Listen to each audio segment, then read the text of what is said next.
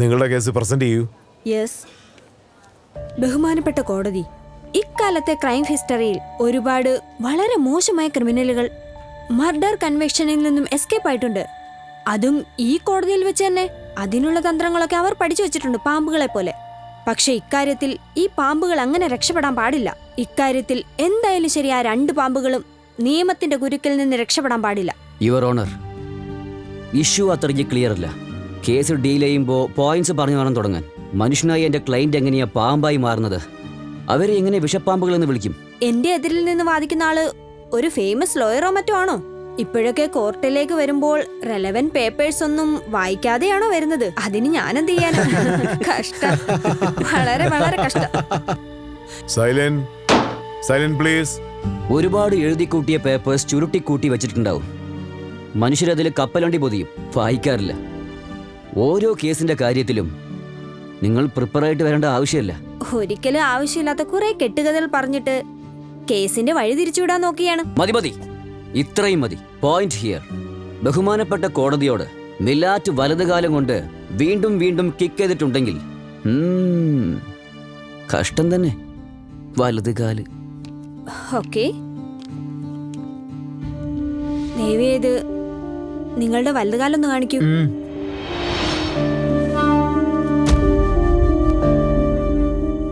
ഇപ്പൊ എന്തു പറ്റി മാഡം? എന്റെ സഹായം വേണോ? വലതുകാലം കൊണ്ട് 4-5 പ്രാവശ്യം ചവിട്ടി എന്നല്ല പറഞ്ഞത്. ആരോഗ്യമുള്ള ഒരു മനുഷ്യൻ ചവിട്ടി കൊന്നല്ല പറഞ്ഞത്. അത്രയ്ക്ക് പവറും ശക്തിയൊന്നും ഇവനില്ലല്ലോ. മര്യാദയ്ക്ക് നടക്കാൻ പറ്റുന്നില്ല. പോയിന്റ് പറഞ്ഞു വേണം ബാധിക്കാൻ. വെറുതെ അത് ഇതും പറഞ്ഞ് കോടതിയുടെ സമയം വെറുതെ പാഴാക്കി കളയരുത്. തെറ്റാണ്. That's all your honour. ഈ കേസിന്റെ അടുത്ത ഹിയറിംഗ് 14th ഓഗസ്റ്റ്. അതായത് മാഡം, സാറേ മാഡം, ഈ പുലിയും പോത്തും ഒരേ കുളത്തിൽ നിന്ന് വെള്ളം കുടിക്കാറില്ല, പക്ഷെ ഒരു കപ്പിൽ നിന്ന് ചായ കുടിക്കും. ജീവിതത്തിനും ജീവിക്കുന്ന വിധത്തിനും ഒരുപാട് വ്യത്യാസങ്ങളുണ്ട്. വലിയൊരു ജീവിതം ഉണ്ടാക്കാൻ ശ്രമിക്കുന്നത് തീർച്ചയായിട്ടും വലിയൊരു പോരാട്ടം തന്നെയാണ്. നിങ്ങളാ പറഞ്ഞ വാക്കുണ്ടല്ലോ, അത് കറക്റ്റ് പോയിന്റാ സാറേ. അത് കറക്റ്റാ, കലക്കി ഷാർപ്പായിട്ടുള്ള പോയിന്റാ. ഷാർപ്പായതുകൊണ്ടാണല്ലോ ഞങ്ങളെ തേടി പവർഫുൾ കേസൊക്കെ വരുന്നത്. നിങ്ങൾ രണ്ടുപേരും അത്രയ്ക്ക് വലിയ ലോയേഴ്സ് അല്ലേ? എന്താ ശരിയല്ലേ? ഒരുപാട് ദൂരെ ഉള്ളവർക്ക് വരെ അറിയാം എത്ര പേരാ ദൂരെ നിന്ന് അന്വേഷിച്ചു വരുന്നത് നിങ്ങളെ. ഞങ്ങളിപ്പോ വന്നതേ നിങ്ങളെ കണ്ടൊന്നും മനസ്സിലാക്കാൻ വേണ്ടിയാണേ. കണ്ടു, സംസാരിച്ചു, മനസ്സിലാക്കി. ഇനി അങ്ങോട്ടും ഇങ്ങോട്ടും കാര്യങ്ങളൊക്കെ സംസാരിക്കാലോ.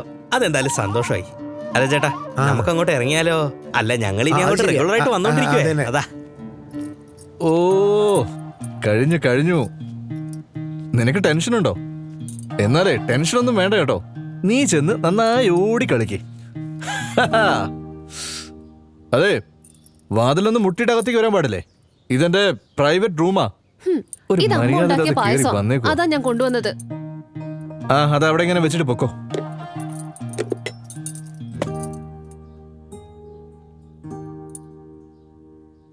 എന്താണ് നീ എന്താണ് ഒരുമാതിരി ഇലക്ട്രിക് പോസ്റ്റുകൾ നിൽക്കുന്നേ? അല്ല, അമ്മ ഇന്ന് പറയുന്നുണ്ടായിരുന്നു പായസത്തിൽ ഒരുപാട് പഞ്ചസാര ഇട്ടുന്ന്.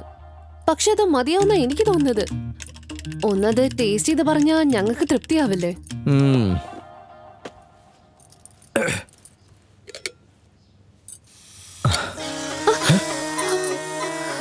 എന്താ ഇത്? ദയവ് ഇതൊന്ന് പേടിക്ക് പ്ലീസ്. ഞാൻ എത്ര കഷ്ടപ്പെട്ടത് പിടിച്ചോണ്ട് അതെന്നറിയാമോ? ഒന്ന് പേടിപ്പിക്ക്. ഇവളുടെ ഒരു കാര്യം. എന്റെ അമ്മേ, എന്റെ ഈശ്വര, പാമ്പ് കടിച്ചതിന് ബോധം വല്ലതും പോയോ? ആരെങ്കിലും ഒന്ന് വരണേ.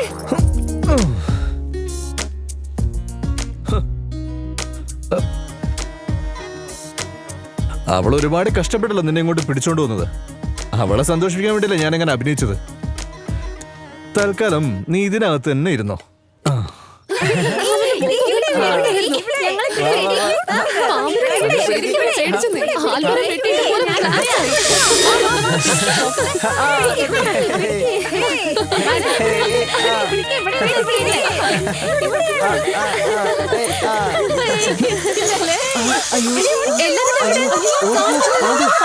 അല്ല,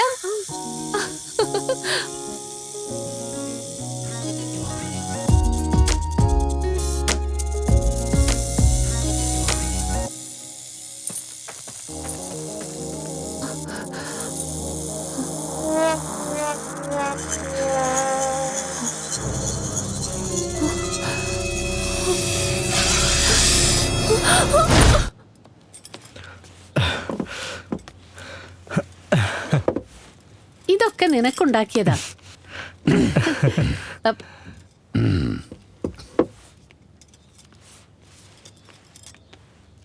നാളത്തേക്ക് ഒരു വിരുന്ന് ഏർപ്പാട് ചെയ്യണം കേട്ടോ. ഫത്തേപൂരിൽ നിന്ന് 2 ലോയേഴ്സ് ഇങ്ങോട്ട് വരുന്നുണ്ട്. സാധാരണ ലോയേഴ്സ് അല്ല, ടോപ്പ് ക്ലാസ് ലോയേഴ്സ്. നമുക്കിപ്പോ എന്തിനാ വക്കീൽമാര് വരാൻ മാത്രം ഇവിടെ എന്താണ് ഇപ്പൊ പ്രശ്നം? നീ ഒരു പെണ്ണല്ലേ, അടുക്കളയിലെ കാര്യം മാത്രം നോക്കിയാൽ മതി. വക്കീലിനെ കുറിച്ച് മീറ്റിങ്ങിനെ കുറിച്ചൊന്നും നീ അറിയണ്ട. ഒരക്ഷരം മിണ്ടാതെ ഇവിടെ എങ്ങനെ അടങ്ങി ഒതുങ്ങിയിരുന്നോണം. ആഹാരമൊക്കെ നന്നായിരിക്കണം, അല്ലെങ്കിൽ എന്റെ സ്വഭാവം ആരും പറഞ്ഞേക്കാം. മതി, വിശപ്പൊക്കെ പോയി. ഫുഡൊക്കെ എന്റെ റൂമിലേക്ക് കൊടുത്തേക്ക്. ജോലിക്കാരത്തെ കുറിച്ച് സംസാരിക്കുന്ന അച്ഛൻ ഒട്ടും ഇഷ്ടമല്ല. അതറിഞ്ഞുകൊണ്ട് എന്തിനാ അമ്മ വെറുതെ? മനസ്സ് തുറന്ന് സംസാരിച്ചില്ലെങ്കിൽ നീ ഈ കുടുംബത്തിലെ ഒരു അംഗമാവില്ല. പ്രത്യേകിച്ച് ഭാര്യ ഭർത്താക്കന്മാർക്കിടയിൽ പരസ്പരം സംസാരിക്കാതിരുന്നാൽ എല്ലാം തകർന്നു പോകും.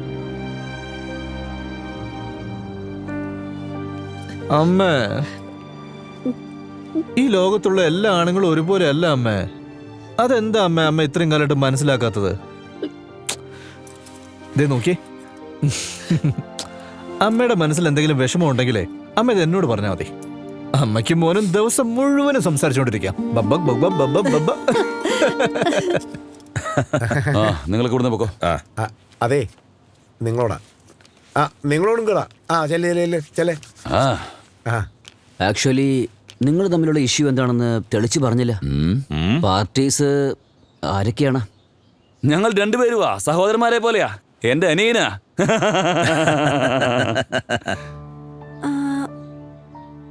വാദിയും പ്രതിയും ഒരേ ടേബിളിൽ ഇരുന്ന് ചിരിച്ചുകൊണ്ടിരിക്കുന്നു.